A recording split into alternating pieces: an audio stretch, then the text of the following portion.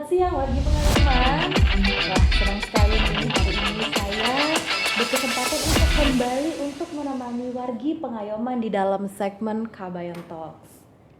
Nah, kali ini saya nggak sendirian pasti ya. Saya langsung ditemani oleh Bapak Andi Talitinglangi selaku Kepala Divisi Pelayanan Hukum dan HAM Jawa Barat, dan dengan tema yang pasti nggak kalah seru sama podcast yang sebelumnya ya Bapak ya. Temanya adalah bedah Divisi Pelayanan Hukum dan HAM di era digital. Nah, tapi tak kenal maka kata sayang ya Pak. Ini Siap. sebelum kita membedah terkait ini, boleh dong Bapak kenalan dulu sama wargi pengayoman. Ya, selamat siang pemirsa Kabayang Talks. Kumaha Damang.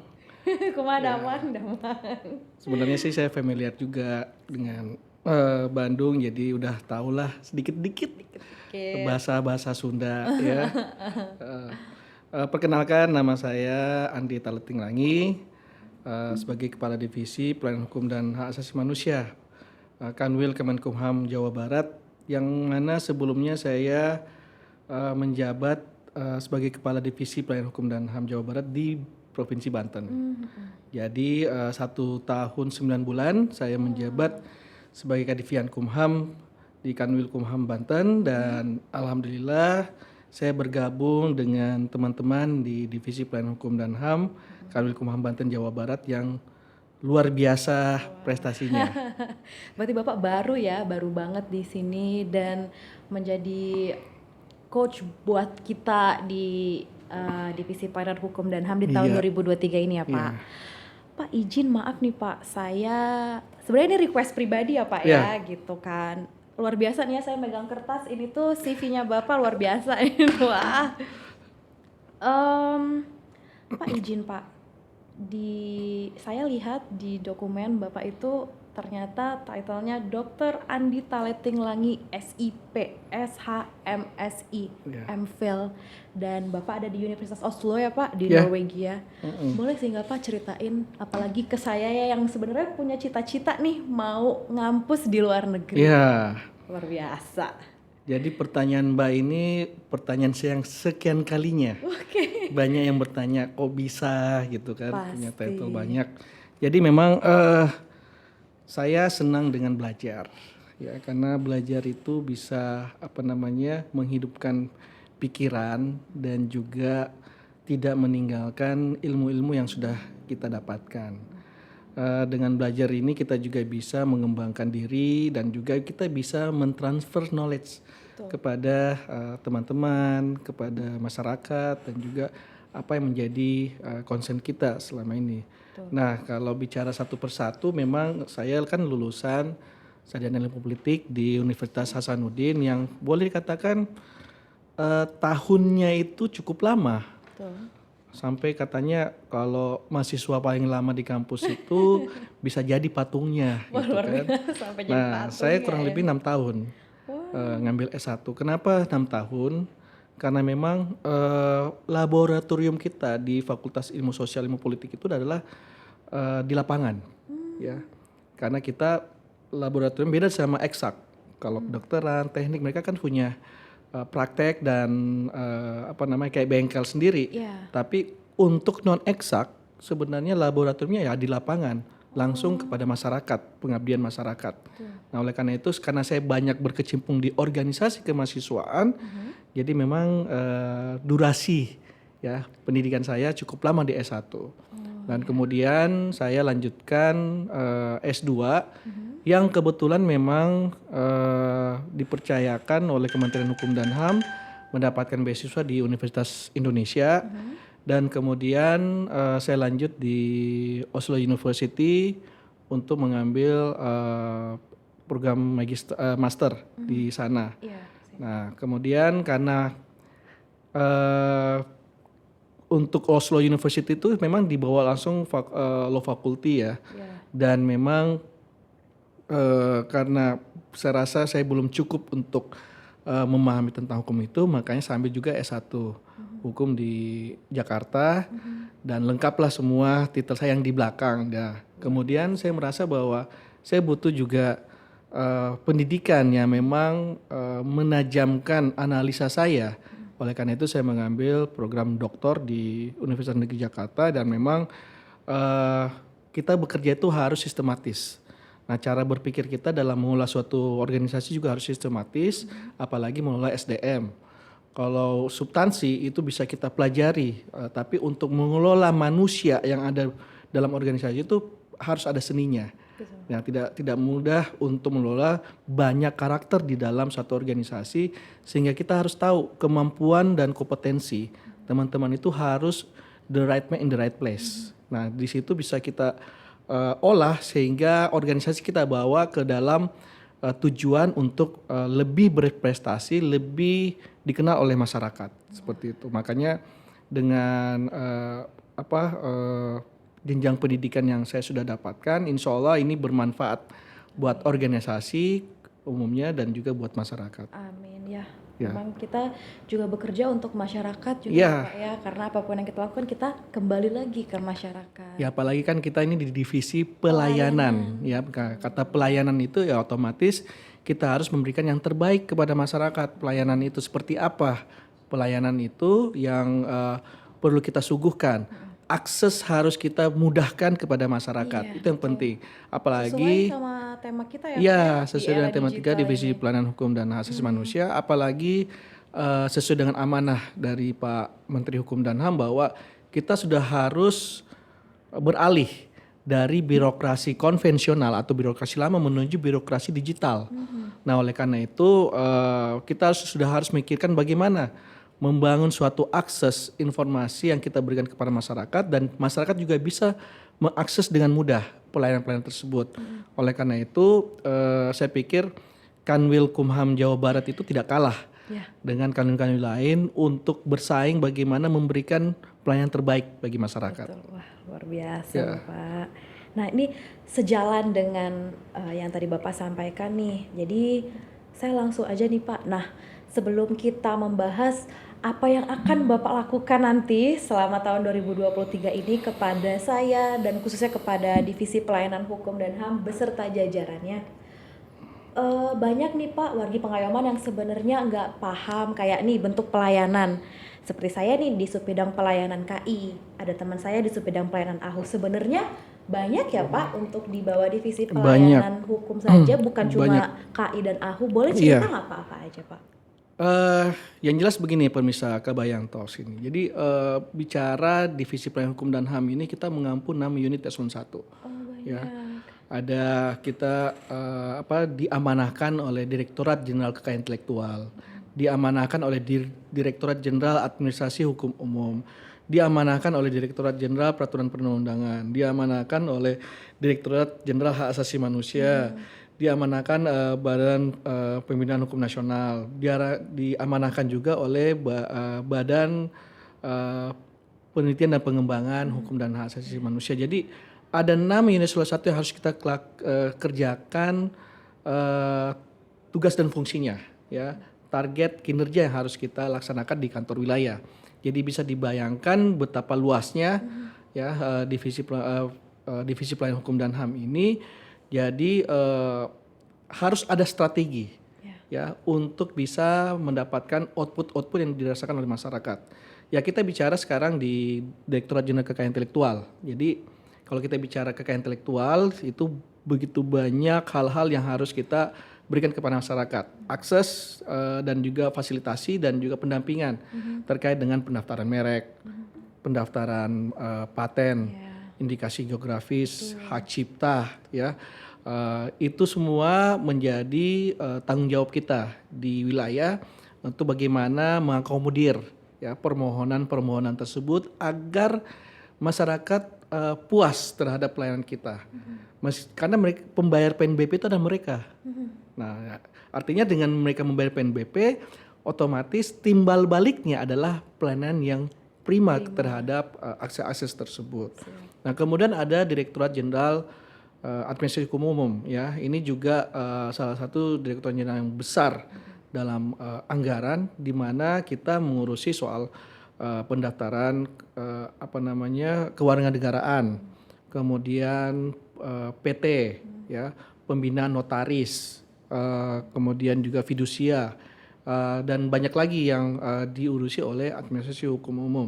Jadi memang dari sekian kegiatan ya di AHU ini perlu juga ada suatu supporting dari teman-teman dari Subdit AHU agar ini bagaimana kita membuat suatu konteks program yang memang bisa dirasakan karena stakeholder kita tuh banyak di bawah, dan oleh karena itu bagaimana kita memberikan suatu fasilitasi ya, pelayanan dan juga akses terhadap program-program di administrasi hukum umum.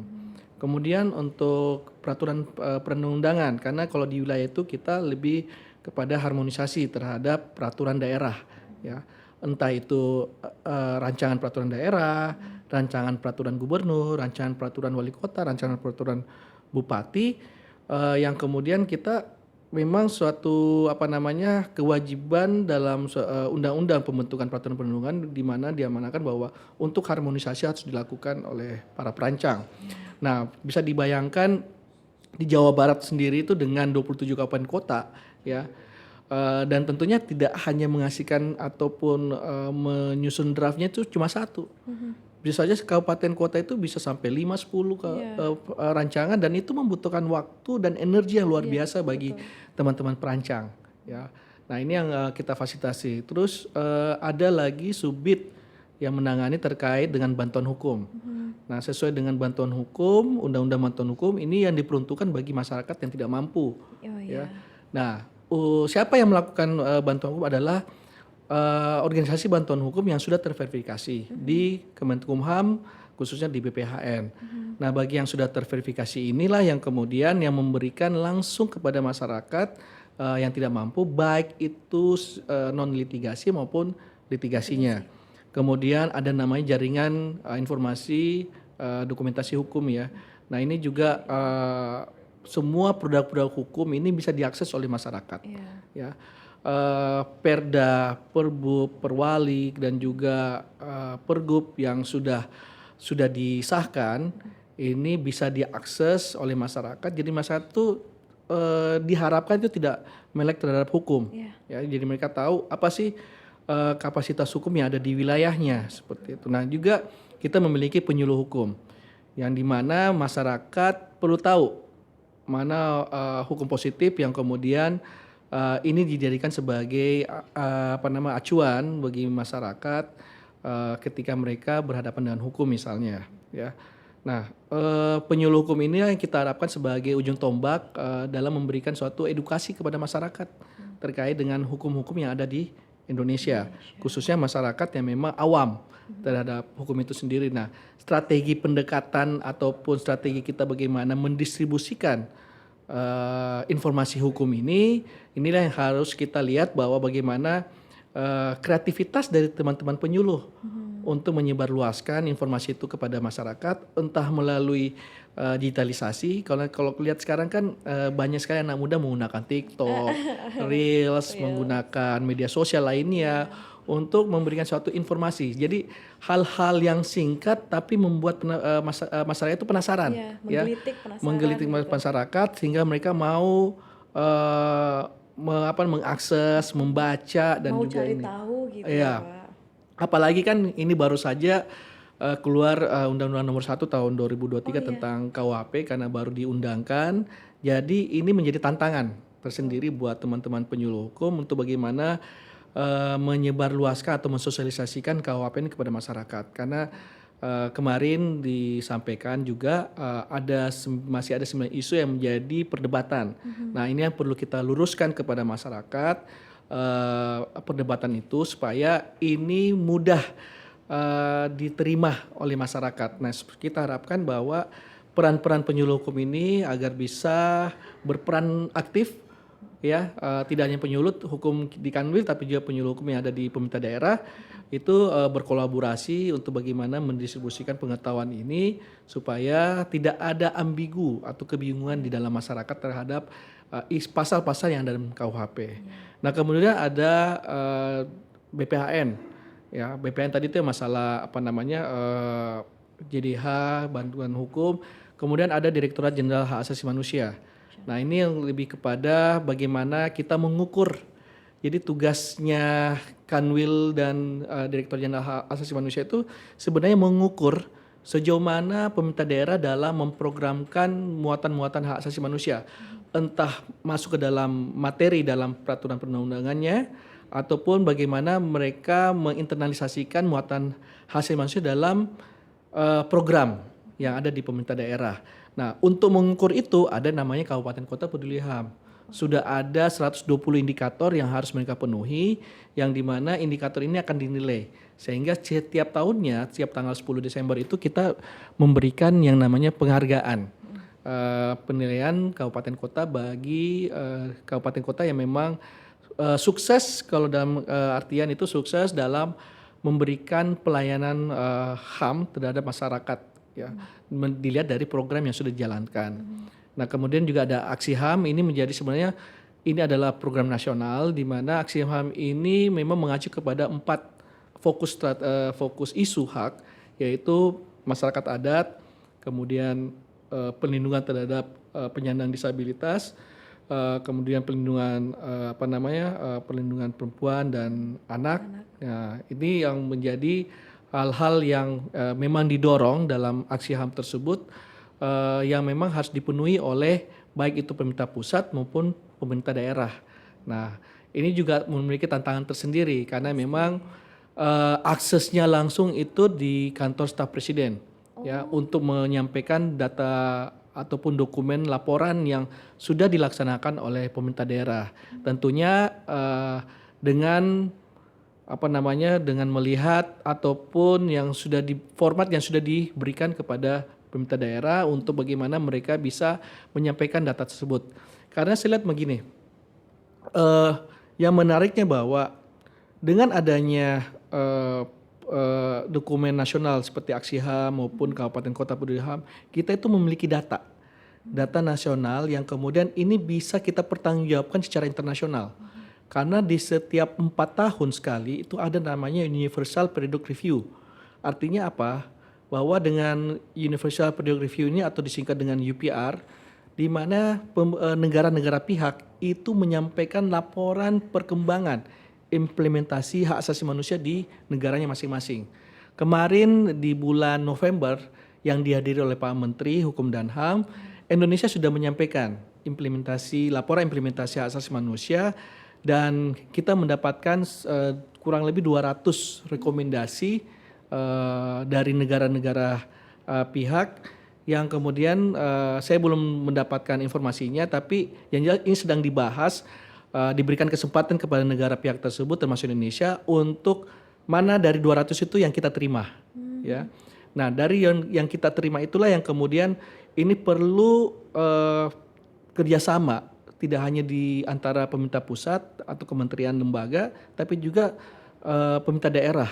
Nah, ini bagaimana dari rekomendasi yang kita terima itu bisa kita penuhi selama 4 tahun.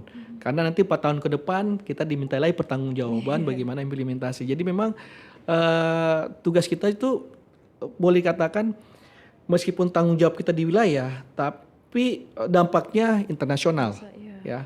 Nah, kemudian juga ada di Balitbang Hukum dan HAM terkait dengan pengkajian-pengkajian yang memang survei-survei yang dilakukan oleh baik itu kantor wilayah dan juga UPT-nya, yang dimana survei ini terkait dengan kajian-kajian isu-isu masalah hukum dan hak asasi manusia. Meskipun sudah ditentukan oleh Sitbankumham, tapi kita harus juga lihat mana isu prioritas yang ada di Jawa Barat, ya. Jangan sampai isu yang sebenarnya menjadi prioritas Jawa Barat itu yang kemudian terlewatkan atau tidak dipenuhi isu-isu tersebut. Nah, misalnya kan kalau di Jawa Barat kan banyak ada isu tentang pernikahan pernikahan anak usia dini. Nah, ini yang juga perlu menjadi sosialisasi kepada masyarakat, karena memang kalau dibilang loh kenapa ada masalah kalau anak itu nikah di bawah umur gitu kan. Masalahnya banyak. Pertama masalah kesehatan, ya, kesehatan reproduksi dan sebagainya. Ini ada dampak-dampak yang mungkin masyarakat tidak terinformasikan. Ya. Jadi kita juga harus bisa menyelamatkan generasi-generasi muda karena mereka punya cita-cita, punya keinginan di masa depan untuk bisa lebih baik lagi kehidupannya dan kesejahteraannya. Gitu. Seperti itu. Kayak nggak usah menikah dini ya Pak ya. Saya yang udah umur segini aja masih masih berpikir Waduh, menikah. kode keras ini. Wah, gitu ya. Jadi yang Wargi Pengayoman setelah Bapak menjelaskan, jadi sebenarnya saya pun lebih menggali informasi, apalagi sebenarnya di era digital sekarang ini seharusnya lebih banyak tantangannya ya Pak ya. Iya.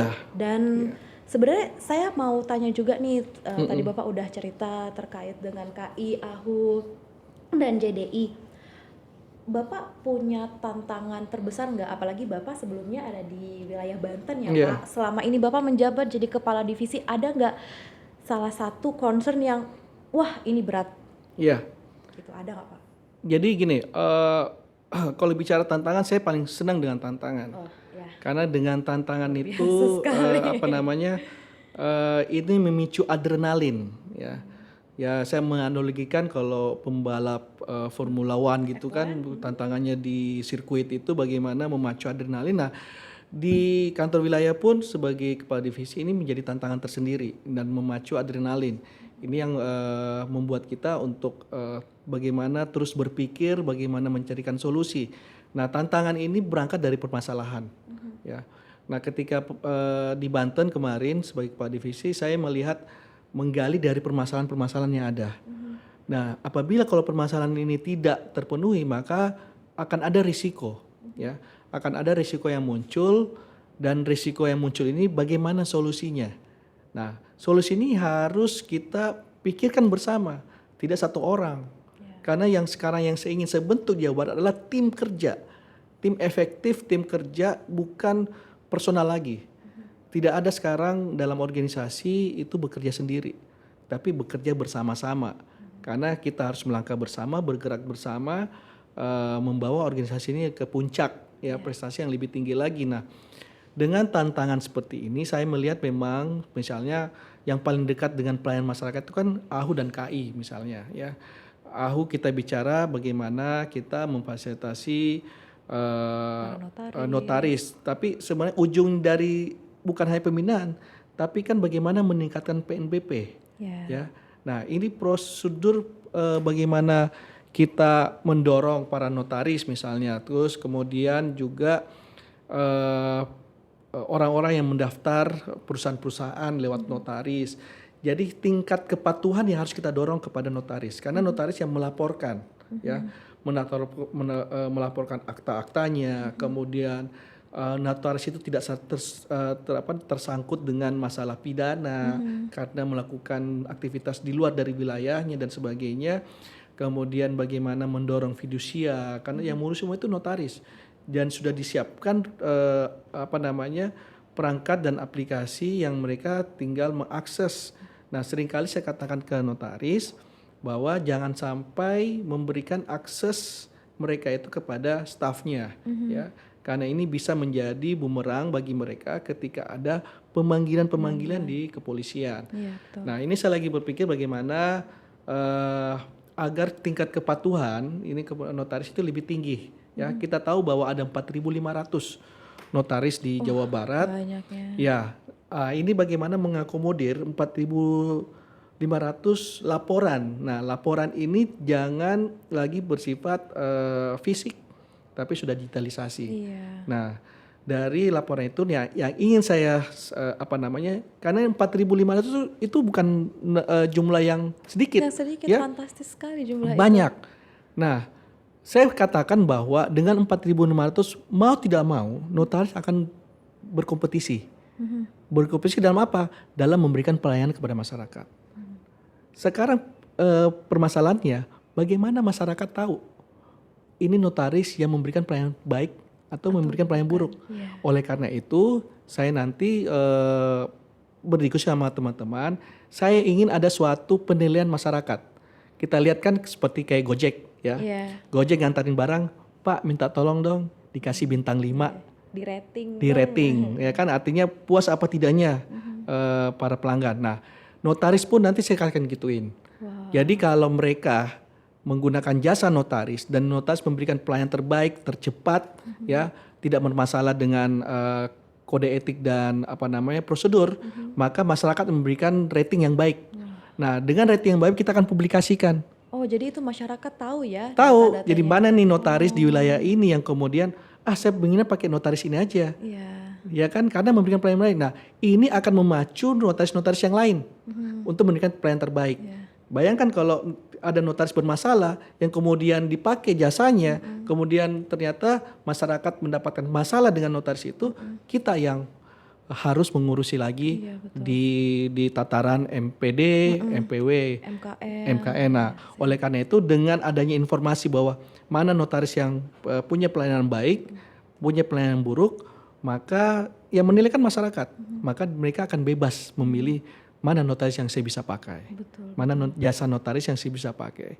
Apalagi sekarang kan sudah ada peraturan presiden terkait pencegahan tindak pidana pencucian uang, tindak pidana pendanaan teroris. Nah, itu yang harus kita dorong kepada notaris agar mereka jangan juga terlibat dalam TPPU maupun TPPT seperti itu. Sehingga dengan kita menjaga kinerja dari notaris, mereka juga tercegah dalam perbuatan-perbuatan yang negatif seperti itu. Ditambah lagi dengan adanya penilaian masyarakat. Ini saya pikir lebih fair. Artinya dengan 4.500 masyarakat punya hak untuk menilai kinerja dari notaris. Nah, kemudian yang terkait dengan kekayaan intelektual. Nah, kita tahu bahwa kekayaan intelektual. Nah, kekayaan intelektual ini kan banyak sekali hal-hal yang perlu kita pikirkan. Saya lagi memikirkan karena amanah Pak Menteri bahwa kekayaan intelektual itu harus go internasional. Nah, ini bagaimana kita berkolaborasi, tidak hanya jadi tidak ibaratnya jago kandang gitu kan. Tapi bagaimana produk-produk lokal ini bisa bersaing dengan produk internasional, ya, produk internasional. Oleh karena itu kita harus membangun suatu jaringan, ya, yang bisa membawa produk lokal ini bisa dikenal secara internasional. Jadi brand internasional. Setidaknya saya punya mimpi 5-10 brand yang ada di Jawa Barat itu menjadi suatu brand internasional. Masa kita kalah dengan Hermes, masa kita kalah dengan Louis Vuitton dan sebagainya. Kita nggak kalah. Karena materialnya ada semua di Indonesia, di Jawa Barat khususnya. Misalnya di Garut penghasil kulit, ya. Kenapa kita nggak bisa bawa ke brand internasional gitu kan? Saya pernah jalan-jalan ke Turki, ya. Jalan-jalan ke Turki itu mereka bahan untuk membuat jaket kulit itu dari klasifikasi domba ataupun klasifikasi domba yang kemudian mereka proses sampai lembut kulitnya tersebut, dan itu kemudian mereka pasarkan di Prancis, di Italia yang nilainya itu luar biasa fantastis kalau sudah menjadi brand internasional. Padahal kalau kita beli dalam pabriknya langsung itu kalau saya perkirakan mungkin 3-4 juta. Produknya ya. Bahan dasarnya yang sudah jadi jaket itu 3-4 juta. Tapi begitu sudah ditempelin brand internasional itu bisa sampai 30 juta. Ya, betul. Nah, kalau bicara material kita nggak kalah gitu kan. Nah, oleh karena itu mungkin perlu ada suatu konektivitas dengan market internasional yang bisa melirik nih produk-produk internasional kita, produk lokal kita. Nah, ini yang saya sekarang pikirkan bagaimana kita bisa menjual, memfasilitasi teman-teman UMKM ini untuk bisa menjual secara go internasional.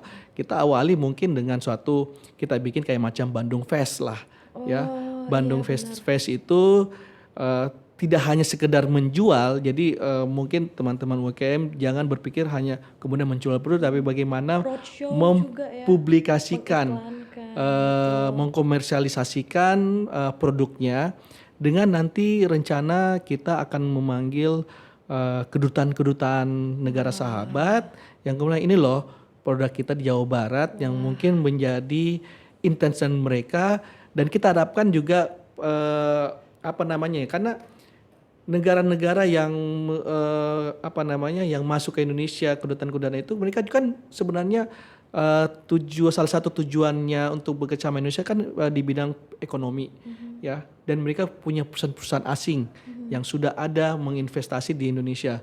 Nah, mungkin dengan kita undang mereka juga akan melibatkan perusahaan-perusahaan mereka, ya, perusahaan asing mereka yang kemudian kita lihat nih banyak ternyata produk-produk yang memang itu belum muncul ke permukaan. Nah, ini kita munculkan ke permukaan supaya itu menjadi daya tarik, ya. Jadi kita juga harus membantu program Pak Jokowi dalam pemulihan ekonomi nasional. Seperti itu. Nah, banyak lagi lah ide-ide yang nanti sama-sama teman-teman di Yankom yang bisa kita angkat, dan saya harapkan nanti kerjasama teman-teman divisi pelayanan hukum dan HAM, yuk kita sama-sama angkat nama kantor wilayah ini supaya tidak hanya kita terkenal di dalam tapi juga di luar seperti itu. Siap. Ya. Sekalian juga mungkin kerjasama dengan pihak luar stakeholder seperti itu ya Pak? Oh pasti. Kita pasti tidak mungkin jalan sendiri. Betul. Kita butuh menggandeng eksternal stakeholder, beberapa komunitas ya yang perlu kita gandeng sehingga ini kelihatan bahwa kolaborasinya ini luar biasa.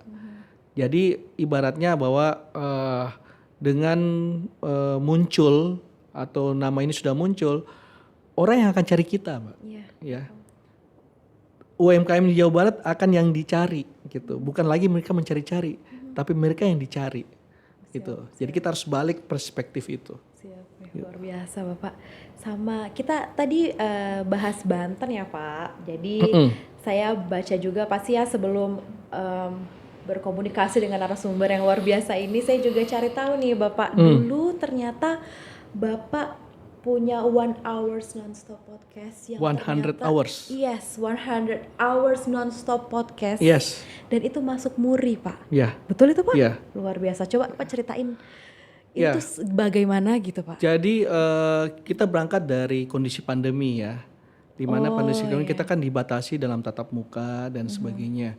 Nah, dengan kondisi pandemi seperti itu, banyak teman-teman ataupun ini mengeluhkan penyerapan anggaran lah, bagaimana kemudian mensosialisasikan kemudian tugas fungsi dan sebagainya. Nah, karena kemana-mana susah kalau COVID ya Pak ya. Terus kita juga lihat banyak artis-artis akhirnya melakukan podcast ya dengan narasumber ternyata tujuannya kan sebenarnya memberikan informasi. Betul. Nah, saya pikir kenapa kita tidak melakukan hal yang sama gitu kan? Kita melakukan hal yang sama, tapi saya selalu berpikir out of the box. Artinya kalau cuma ya sejam, 2 jam itu kan hal yang biasa. Kita bikin yang hal luar biasa.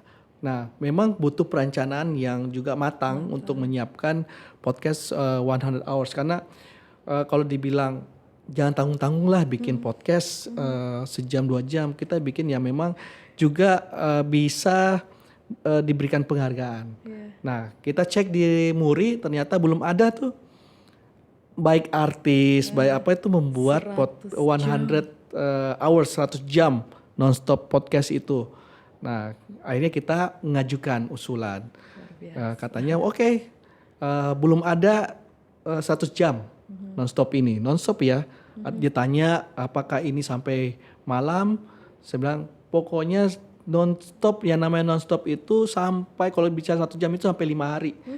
Semua jam itu terpenuhi materi-materi. Oh, itu bergantian gitu bergantian, ya Pak ya? Jadi benar-benar non-stop. Jadi saya pertama dengan perencanaan membangun timnya, tim kerjanya, kemudian membagi timnya itu nanti yang selama 4 jam siapa yang menangani, terus ganti shift lagi, dan kemudian materi-materi apa saja yang harus kita sampaikan ke masyarakat, ya. Seperti kita juga banyak melibatkan artis. Kemarin waktu 100 hours non-stop kita undang Piu, ya, gitarisnya Padi. Piu, ya. Sampai ya alhamdulillah dia sempat juga menyanyikan satu lagu favorit saya, gitu kan. Apa tuh lagunya Pak? Semua Tak Sama. Semua Tak Sama. Oke. Dan dia juga memberikan suatu endorse kepada gitar-gitar, apalagi gitar produksi Rangkas Bitung. dari lapas kelas 3 Langkas Bitung itu mereka kan produksi gitar. Nah itu kemudian di-endorse sama Piu sehingga ini bisa menjadikan dorongan penjualan gitar di Langkas Bitung jadi bisa jadi naik gitu kan, kualitasnya bagus gitu. Nah jadi memang perencanaan ini terkait dengan narasumber-narasumber yang ada. Kita susun tiap sesi-sesi itu siapa narasumber, siapa yang nanti menjadi hostnya dan sebagainya. Itu kita susun sedemikian rupa sampai 5 hari berturut-turut dan alhamdulillah itu terselenggara dan memang Muri itu memantau ya di YouTube karena ini kan aksesnya podcast ini ke YouTube, ke Instagram yang kemudian bisa diakses oleh siapa saja. Yang kemudian sebenarnya dari materi-materi itu masyarakat bisa memilih. Oh di hari kedua ternyata ada tentang masalah isu tanah. Nanti mereka ikut. Apa sih informasi tentang sudah jadwal. Jadi sudah dijadwalkan sedemikian rupa. Jadi masyarakat bisa memilih mana isu yang mereka mau ikuti. Gitu. Nah kemudian pertanyaan yang cukup menggelitik adalah kalau dini hari apa isunya? Subuh-subuh. Saya bilang kalau dini hari karena anak-anak kan sudah tidur nih di atas jam 10. Biasanya saya bilang udah kita bikin yang namanya orari. Obrolan dini hari. Tapi awalnya orari itu sebenarnya obrolan para pria. Nah, saya segera gitu kan obrolan para pria, tapi kemudian wah nanti terlalu vulgar gitu kan. Ya udah kita ubah menjadi obrolan dini hari. Jadi obrolan dini hari itu sebenarnya karena ini kita lakukan waktu di Banten itu di bulan suci Ramadan.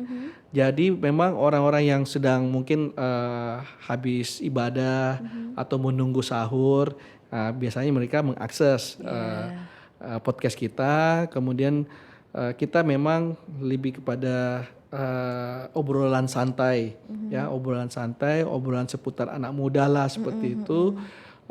Pengalaman-pengalaman yang memang lucu-lucuan juga gitu. Dan itu dilakukan oleh teman-teman sendiri. Kemudian menjelang azan subuh itu biasanya kita ada ceramah subuh atau ceramah setelah sahur.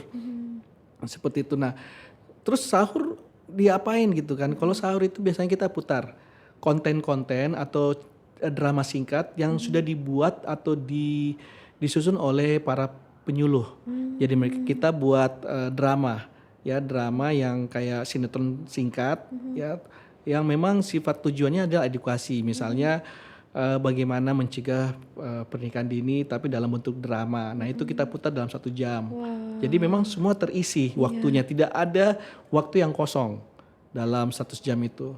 Dan alhamdulillah setelah 100 jam itu ditutup oleh Bapak Kepala Biro Humas untuk menggenapkan 100 jam itu. Kepala Biro Humas dan Kerjasama, Sekretaris Jenderal dan ditutup secara resmi podcast kita dan di saat itu juga oleh pihak Muri menyerahkan piagam Murinya. Seperti itu. Tapi tidak hanya itu tuh materinya hanya divisi pelayanan hukum saja. Enggak ya, 4 divisi. Jadi materinya itu tidak hanya internal Kanwilkumham. Misalnya divisi pelayanan hukum sudah banyak isu kan. Kemudian imigrasi, pemasyarakatan. Masalah divisi administrasi juga kita ambil isu tentang bagaimana hukuman disiplin pegawai, bagaimana prosedur kenaikan pangkat dan sebagainya yang memang menjadi ranahnya administrasi. Namun di samping itu kita juga melibatkan instansi luar. Misalnya masalah pertanahan. Kemarin ada judulnya tentang carut marutnya, ya mafia tanah. Nah itu kita libatkan BPN, Kakanwinya langsung BPN. Kemudian kemarin sampai wali kota Tangerang Selatan itu langsung datang, itu membawa isu terkait dengan pembangunan kota di kota Tangerang Selatan gitu kan, bagaimana era kepemimpinannya ketika membangun Tangsel, karena Tangsel ini boleh dikatakan cukup maju. 10 tahun dia berdiri, 10 tahun juga terasa pembangunannya di Tangerang Selatan. Nah, kemudian kita undang akademisi, ya, akademisi terkait dengan masalah budaya. Di sana kan ada budaya Baduy yang kemudian dia menyampaikan tentang bagaimana sih kehidupan masyarakat Baduy. Karena ini kan terkait dengan masyarakat adat, isu masyarakat adat. Kemudian kita juga undang yaitu tadi artis gitu kan, salah satu artis.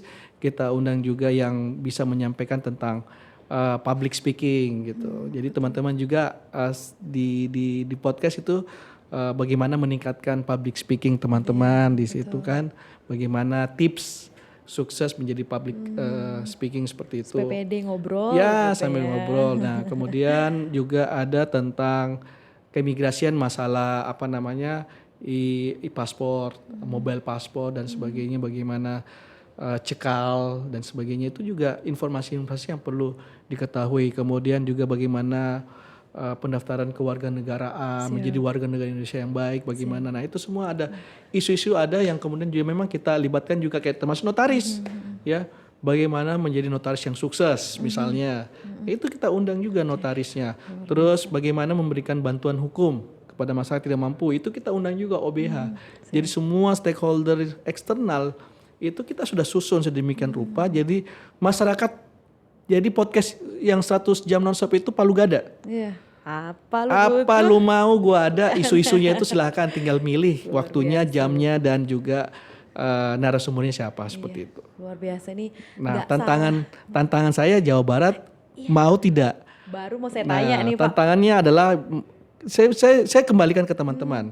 Kalau teman-teman punya komitmen untuk yuk kita break rekornya Banten, ayo 150 jam saya tantang. Kayaknya, ya kan? Kayaknya sih, kalau saya pribadi ya. Jadi sebenarnya saya tuh pernah denger ya kalau Bapak itu Bapak pimpinan kekinian yang banyak, amin, yang banyak resolusinya, visioner banget, dan ternyata bener ini terbukti sekarang dari semua yang Bapak ceritain. Apalagi mau ngajakin Jawa Barat untuk pecahin murinya Banten, luar biasa. Why not gitu Bapak. kan? Why not? Why not? Baik Bapak, ini setelah kita sudah bercerita dan Bapak sudah memberikan informasi yang luar biasa kepada saya, khususnya kepada wargi Pengayoman semua, pesan Bapak terutama tagline khusus Bapak di Jawa Barat untuk membangun terutama divisi pelayanan hukum dan HAM ke depannya seperti apa? Ya, kalau tagline-nya Jawa Barat kan Jabar juara lahir batin. Iya, betul. Ya. Kalau saya harapkan sih komitmen dari teman-teman jadi divisi pelayanan hukum dan HAM juara lahir batin. Jadi apapun yang kita lakukan itu harus berpikir untuk selalu berusaha mendapatkan podium teratas prestasi. Karena saya suka tantangan, saya suka berkompetisi. Luar biasa. Nah, oleh karena itu bukan saya sendiri, tapi saya ingin mengajak teman-teman untuk merasakan gimana sih menjadi juara. Karena dulu saya mantan atlet juga. Enaknya naik podium itu adalah ketika kita dikalungin medali. Itu ada suatu kepuasan tersendiri. Nah, saya ingin sekarang bagaimana teman-teman merasakan bagaimana pencapaian kinerjanya itu, meskipun nanti yang akan menerima adalah Pak Kanwil, tapi ini adalah kerja keras teman-teman semua. Bagaimana kita merasakan juaranya lahir batin, yaitu tadi kita kerjasama, kita kolaborasi, kita bangun sama-sama prestasi ini, tidak ada satupun yang tertinggal. No one left behind lah, gitu kan? No one left behind. Jadi semua sama-sama. Siap. Wah, jadi sudahlah bapaknya pinter, terus juga atlet olahraga. Saya boleh tebak nggak Pak, karate ya Pak? Iya. Terus juga dulu ya, sekarang jadi pengurus aja. Baik Bapak, mungkin itu dulu Bapak untuk podcast hari ini, dan mungkin kedepannya akan ada podcast selanjutnya bersama Bapak dan mungkin bersama saya. Terakhir Pak, untuk masyarakat nih, khususnya wargi Pengayoman yang lagi di kantor, yang lagi di mobil, yang lagi dengerin Instagramnya, yang lagi dengerin YouTube-nya, apa sih yang mau Bapak sampaikan? Ya, buat pemirsa Kabayan Talks, juga pada masyarakat di se-Jawa Barat, ya, karena kantor wilayah Kementerian Hukum dan HAM Jawa Barat ini memiliki banyak tugas fungsi dan salah satu fungsi adalah memberikan pelayanan hukum dan asasi manusia. Saya harapkan dengan kehadiran kami ini bisa dirasakan manfaatnya buat masyarakat dan juga bisa menggunakan jasa-jasa kami untuk pendampingan, fasilitasi dan sebagainya. Karena kami ada di tengah-tengah masyarakat. Luar biasa. Oke deh Bapak, tuh wargi pengayoman ya. Kita pasti akan terus berusaha membantu dan mendampingi masyarakat ya di segala kebutuhan masyarakat. Insya Allah ya Insya Pak. Allah. Kita pastikan kita ada di garda terdepan untuk membantu. Baiklah wargi pengayoman, mungkin itu dulu untuk hari ini. Dan saya juga berharap kedepannya podcast-podcast yang seperti ini tetap akan terus menemani wargi pengayoman kapanpun dan dimanapun. Akhir kata, Assalamualaikum warahmatullahi wabarakatuh. Selamat siang. Selamat siang.